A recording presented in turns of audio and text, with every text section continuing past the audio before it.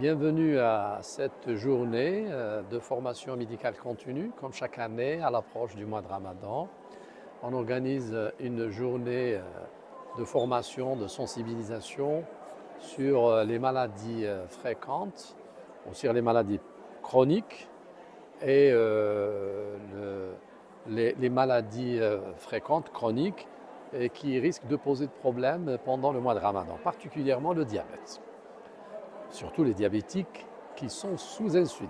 Il faut bien préciser que pour les diabétiques de type 2 qui sont en surpoids ou obèses ou qui sont sous hypoglycémie oraux, particulièrement sous metformine, et uniquement au régime et activité physique, ces malades-là, donc le jeûne est bénéfique. Et je leur conseille justement de respecter le jeûne et même, pourquoi pas, jeûner en dehors du mois de Ramadan. C'est important.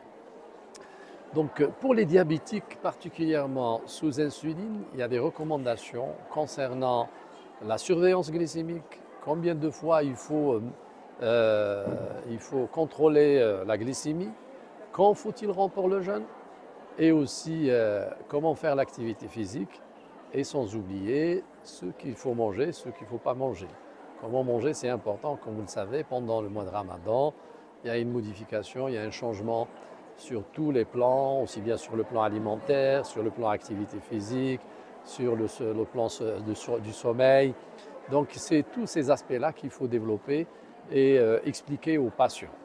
L'idéal, c'est de expliquer ça quelques mois avant le mois de Ramadan, c'est-à-dire 2-3 mois, et peut-être changer certains médicaments, donner des médicaments à libération prolongée, ajuster les doses, donner tous ces conseils, éduquer, enseigner, sensibiliser et ces malades-là justement pour éviter des complications pendant ce mois. Très bonne question à part le diabète, parce qu'on parle du diabète, c'est normal, parce que surtout le diabète sous insuline, mais aussi toutes les maladies chroniques qui ne sont pas équilibrées risquent de poser de problèmes pendant le Ramadan.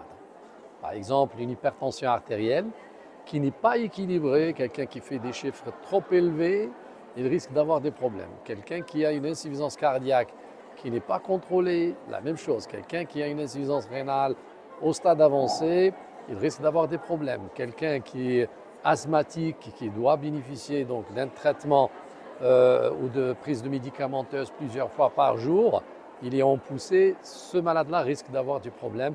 Donc c'est pour cela que chaque cas est un cas et chaque malade nécessite des conseils et des recommandations particulières. Donc je demande à tous les malades d'aller consulter leur médecin, de discuter avec eux, avec lui.